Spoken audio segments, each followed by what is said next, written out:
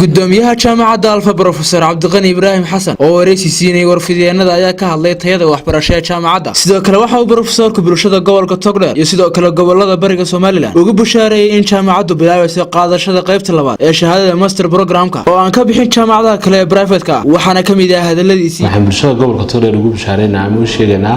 in jaamacaddu ay bilowday qaadashada qaybta labaad ee master programka ama shahaadada qaybta labaad ee masterta oo u furan marka ardayda dhameeyay digriga koowaad ee heer jaamacadeed runtii mar hore waxa ka qalin jabiyay sanadkiina dhaafay September laba program ay laga qalin jabiyay oo mid yahay MBA Business Administration iyo Healthcare Management maanta jaamacaddu waxay furtay qaybtii labaad oo ah laba kuliyadood ay ku bilowday nutrition iyo project management runtii macallimiintii way joogaan oo diyaar macallimiin laga keenay Addis Ababa oo shahaadada PhD-ga ayaa dhigaya runtii kadib markii aan aragnay baahida gobolka ka jirta in loo qabo in la helo shahaadada labaad ee master programka ayaa jaamacadda Alfa waxay keentay iyadoo dabooleysa baahidii bulshadu ay u qabtay in la helo shahaadada labaad ee master programka runtii ardayda jaamacadda ka soo baxaya aad bay u badan yihiin iyagoo kuliyado fara badan ka soo baxaya oo sitay markaa first degree-ga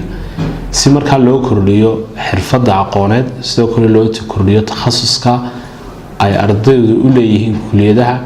iyo sidoo kale loo helo qof walba inuu speciality ku helo wixii uu soo bartay ay jaamacadda Alfa Burco ay keentay programka masterta runtii shahaadadu uu qofku helayaa waa shahaado international ah oo caalami ah oo Malaysia laga leeyahay jaamacadda Lincoln la yiraahdo ayaa bixinaysa qofku markasto meel kasto dibadda ka mid ah uu tagana wuxuu la mid yahay qofka qalin jabiyay Malaysia jaamacadda Malaysia ku taala saas daraadeed waxaan dhalinyarada ugu bushaareynaya meelaha ay u tagi jireen dibadda ama meelo ka baxsan wadanka oo lacag fara badan ay waalidiintood ku bixin jireen in imika qiimo yar oo kooban ama kos yar ay ku helayaan iyagoo jooga gurigoodii hooyo ugu dambeyntii jaamacadda Alfa ayaa kamid ah jaamacadaha ugu tayada iyo aqoonta wanaagsan ee ka howlgala gobolka Togdheer waa Cabdiraxmaan Ise telefishinka caalamiga GTN magaalada Burco.